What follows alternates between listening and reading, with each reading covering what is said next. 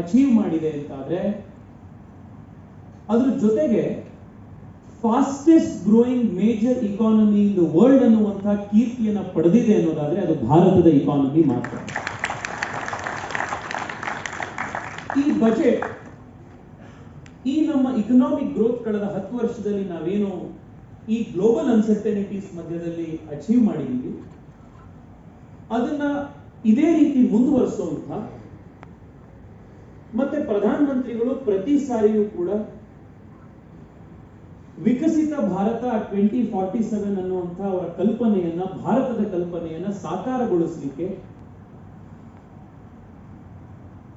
ಈ ಬಜೆಟ್ನ ಫೋಕಸ್ ಯಾವುದು ಅಂತಂದ್ರೆ ತಾವಾಗಲೇ ಪತ್ರಿಕೆಗಳಲ್ಲಿ ಓದಿದಿರಿ, ನಿರ್ಮಲಾ ಸೀತಾರಾಮನ್ ಅವರು ಬಜೆಟ್ನ ಪ್ರಸ್ತುತಿ ಮಾಡಬೇಕಾದ್ರೆ ನೀವು ಕೇಳಿದಿರಿ. The core focus of this budget is employment generation and job creation.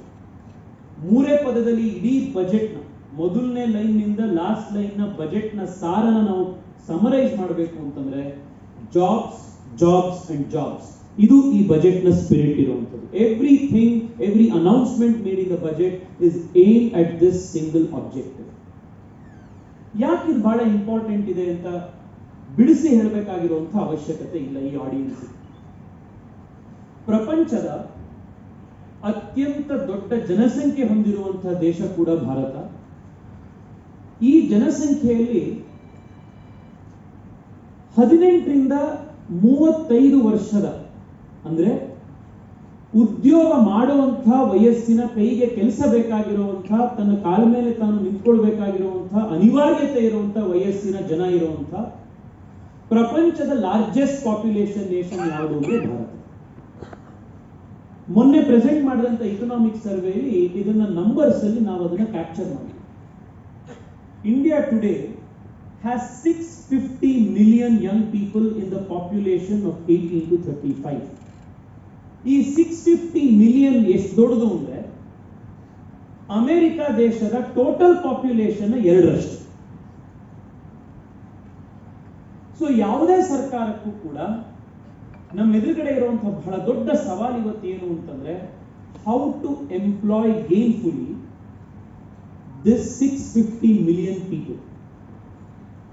ಬಹುಶಃ ಪ್ರಪಂಚದ ಇತಿಹಾಸದಲ್ಲಿ ಯಾವ ದೇಶಕ್ಕೂ ಕೂಡ ಇಷ್ಟು ಜನನ್ನ ಇಷ್ಟು ಶಾರ್ಟ್ ಪೀರಿಯಡ್ ಆಫ್ ಟೈಮ್ ನಲ್ಲಿ ಕೆಲಸ ಹುಡುಕಿಸಿ ಕೊಡಬೇಕಾಗಿರುವಂತಹ ಒಂದು ಚಾಲೆಂಜ್ ಬಹುಶಃ ಯಾವ ದೇಶದ ಸರ್ಕಾರಕ್ಕೂ ಕೂಡ ಹಿಂದೆಂದೂ ನೋಡಿಲ್ಲ. It is unprecedented in that sense. ವಿದ್ಯೆಯ ಪರವಾಗಿರುವಂತಹ ಒಂದು ಬಜೆಟ್ ಆಗಿದೆ. ಮೋದಿ ಸರ್ಕಾರದ 10 ವರ್ಷದ ಆರ್ಥಿಕತೆಯ ಸುಧಾರಣೆ, ಇಡೀ ವಿಶ್ವದಲ್ಲಿಯೇ ಭಾರತ ಅತಿ ವೇಗದಲ್ಲಿ ಬೆಳೆಯುತ್ತಿರುವಂಥ ಒಂದು ರಾಷ್ಟ್ರ, ಹಣದುಬ್ಬರವನ್ನು ಸೀಮಿತಗೊಳಿಸಿರುವಂಥದ್ದು ಮತ್ತು ಹೆಚ್ಚು ಜನರಿಗೆ ಕೈಗೆ ಕೆಲಸ ಕೊಡುವಂಥ ಒಂದು ಕಲ್ಪನೆ ಇಟ್ಕೊಂಡು 10 ವರ್ಷ ಏನು ಕೆಲಸ ಮಾಡಿದೆ ಅದನ್ನು ವಿಕಸಿತ ಭಾರತ ಮಾಡುವ ಸಲುವಾಗಿ ಆ ಒಂದು 10 ವರ್ಷದ ಒಂದು ಫಲವನ್ನು ಬರುವಂಥ ದಿನಗಳಲ್ಲಿ ಮುಂದುವರಿಸ್ಕೊಂಡು ಹೋಗಬೇಕು ಮತ್ತು ಇನ್ನೂ ಹೆಚ್ಚಿಗೆ ಮಾಡಿಸ್ಬೇಕನ್ನೋ ಸಲುವಾಗಿ ಅಭಿವೃದ್ಧಿ ಪರವಾಗಿರುವಂಥ ಒಂದು ಬಜೆಟ್. ಕೃಷಿ ವಲಯಕ್ಕೆ 1.5 ಲಕ್ಷ ಕೋಟಿ, ಎಂಪ್ಲಾಯ್ಮೆಂಟು ಮತ್ತು ಸ್ಕಿಲ್ಗೆ ಕೈಗೆ ಕೆಲಸ ಕೊಡೋದಕ್ಕೆ 1.5 ಲಕ್ಷ ಕೋಟಿ. ಅದೇ ರೀತಿ ಇವತ್ತು ಮುದ್ರಾ ಯೋಜನೆ 10 ಲಕ್ಷದಿಂದ 20 ಲಕ್ಷ ಮಾಡಿರುವಂಥದ್ದು, 3 ಕೋಟಿ ಬಡವರಿಗೆ ಮನೆ ಕೊಡುವಂಥದ್ದು, ರೂರಲ್ ಡೆವಲಪ್ಮೆಂಟ್ಗೆ 1 ಲಕ್ಷ ಕೋಟಿಗಿಂತ ಹೆಚ್ಚು, ರೂರಲ್ ಇನ್ಫ್ರಾಸ್ಟ್ರಕ್ಚರ್ಗೆ, ಕೃಷಿ ವಲಯಕ್ಕೆ ಭಾಳ ಒತ್ತನ್ನು ಕೊಟ್ಟಿದ್ದಾರೆ. ಕೃಷಿಯ ಉತ್ಪಾದನೆಯನ್ನು, ಅದರ ಸಂಸ್ಕರಣೆಯನ್ನು, ಅದನ್ನು ಸ್ಟೋರೇಜ್ಗಳಿಗೆ ಎಲ್ಲ ಭಾಳ ಮಹತ್ವ, ಲಾಜಿಸ್ಟಿಕ್ ಭಾಳ ಮಹತ್ವ ಕೊಟ್ಟಿದ್ದಾರೆ. ಅದೇ ರೀತಿ ಮ್ಯಾನುಫ್ಯಾಕ್ಚರ್ ಸೆಕ್ಟರ್ಗೂ ಕೂಡ ಭಾಳ ದೊಡ್ಡ ಹಿಂಬನ್ನು ಕೊಟ್ಟಿದ್ದಾರೆ. ವಿಶೇಷವಾಗಿ ಸಣ್ಣ ಕೈಗಾರಿಕೆಗೆ ಭಾಳಷ್ಟು ಸವಲತ್ತುಗಳನ್ನು ಕೊಟ್ಟಿದ್ದಾರೆ. ಮತ್ತು ಸರ್ವಿಸ್ ಸೆಕ್ಟರ್ಗೂ ಕೂಡ ಭಾಳಷ್ಟು ರಿಯಾಯಿತಿಗಳನ್ನು ಕೊಟ್ಟು ಸರ್ವಿಸ್ ಸೆಕ್ಟರು ದೊಡ್ಡ ಪ್ರಮಾಣದಲ್ಲಿ ಬೆಳೆಯೋದಕ್ಕೆ ಅನುಕೂಲವನ್ನು ಮಾಡಿಕೊಟ್ಟಿದ್ದಾರೆ.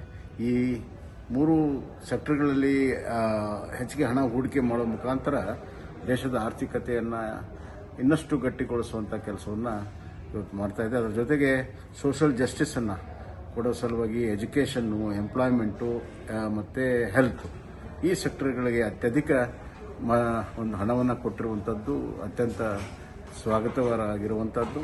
ಇದರ ಜೊತೆಗೆ ಇವತ್ತು ಇನ್ಫ್ರಾಸ್ಟ್ರಕ್ಚರ್ಗೆ ಕಳೆದ ವರ್ಷಕ್ಕಿಂತ ಹೆಚ್ಚು ಹಣ ಇನ್ಫ್ರಾಸ್ಟ್ರಕ್ಚರ್ ಕೊಟ್ಟಿದ್ದಾರೆ. ರೋಡು, ರೈಲು ಅಭಿವೃದ್ಧಿಗೆ, ಹೀಗೆ ಎಲ್ಲ ವಲಯಗಳಿಗೆ ಇವತ್ತು ನ್ಯಾಯವನ್ನು ಕೊಟ್ಟಿದ್ದಾರೆ.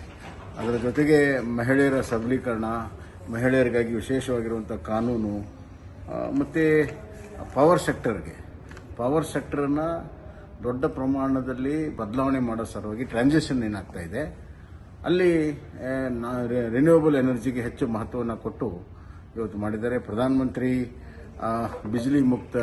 ಸೂರ್ಯ ಬಿಜ್ಲಿ ಮುಕ್ತ ಯೋಜನೆ ಒಂದು ದಾಖಲೆಯನ್ನು 1 ಕೋಟಿ ಜನರಿಗೆ ವಿದ್ಯುತ್ ಶಕ್ತಿಯ ಬಿಲ್ ಇಲ್ಲದಂತೆ ಮಾಡಿರುವಂಥದ್ದು ಒಂದು ದೊಡ್ಡ ಒಂದು ಕಾರ್ಯಕ್ರಮ. ಕೇಂದ್ರ ಬಜೆಟ್ ನಿರ್ಮಲಾ ಸೀತಾರಾಮನ್ ಏನು ಮಂಡನೆ ಮಾಡಿದರು, ನರೇಂದ್ರ ಮೋದಿಜಿಯವರ ಮಾರ್ಗದರ್ಶನದಲ್ಲಿ ಬಹಳ ಒಂದು ಅತ್ಯುತ್ತಮವಾದಂಥ ಮಾದರಿಯಾದಂಥ ಬಜೆಟ್ ಅಂತ ನನ್ನ ಅಭಿಪ್ರಾಯ. ಮತ್ತು ಬಹಳ ಮುಖ್ಯವಾಗಿ ಆದ್ಯತೆ ಕೊಟ್ಟಿದ್ದು ಅವ್ರ ಕೃಷಿಗೆ ಮತ್ತು ರೂರಲ್ ಡೆವಲಪ್ಮೆಂಟ್ ಮತ್ತು ಎಂಪ್ಲಾಯ್ಮೆಂಟ್ ಜನರೇಷನ್, ಸ್ಕಿಲ್ ಡೆವಲಪ್ಮೆಂಟ್ ಸಲುವಾಗಿ ಹೆಚ್ಚು ಆದ್ಯತೆ ಕೊಟ್ಟಿದ್ದಾರೆ.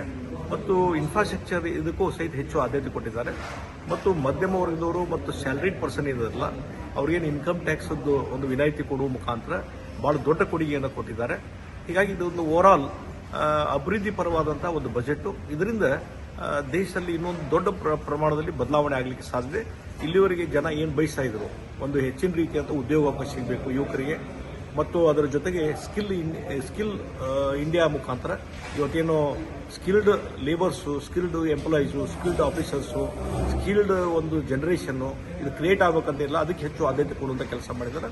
ಮತ್ತು ಹಲವಾರು ಸಾಲ ಸೌಲಭ್ಯ ಕೊಡುವ ಮುಖಾಂತರ ಮತ್ತು ಕೃಷಿಗೆ ಹೆಚ್ಚು ಆದ್ಯತೆ ಮತ್ತು ಗ್ರಾಮೀಣ ಅಭಿವೃದ್ಧಿಗೆ ಹೆಚ್ಚು ಒತ್ತು ಕೊಡುವಂಥದ್ದು, ಗ್ರಾಮೀಣ ಸಡಕ್ ಯೋಜನೆಯನ್ನು ಮತ್ತೊಮ್ಮೆ ತರುವ ಮುಖಾಂತರ ಗ್ರಾಮೀಣ ಭಾಗದಲ್ಲಿ ರಸ್ತೆಗಳ ಸುಧಾರಣೆ ಮಾಡುವಂಥ ಕೆಲಸ ಮತ್ತು ಅಲ್ಲಿದ್ದಂತಹ ಮೂಲಭೂತ ಸೌಕರ್ಯ ಇಂಪ್ರೂವ್ಮೆಂಟ್ ಮಾಡುವಂಥದ್ದು ಮತ್ತು ಉಳಿದ ಎಲ್ಲ ವಿಚಾರದಲ್ಲಿ ಬಹಳ ಒಂದು ಅತ್ಯುತ್ತಮವಾದಂಥ ಬಜೆಟ್ ಮಂಡನೆ ಮಾಡಿದ್ದಾರೆ.